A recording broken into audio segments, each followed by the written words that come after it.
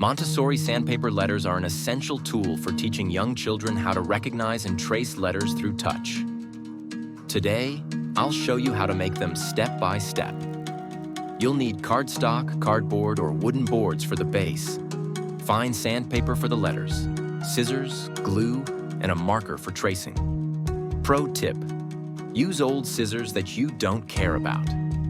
Next, trace each letter onto the back of your sandpaper. Use a stencil or freehand. It's up to you.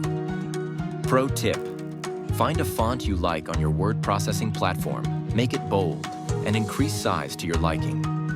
Then print the lowercase and cut the templates.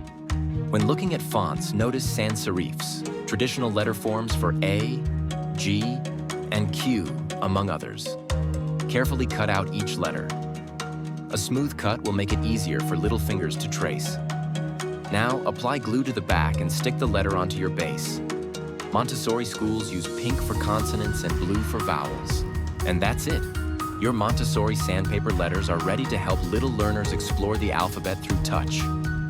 Want more Montessori DIYs? Follow us for more hands-on learning activities.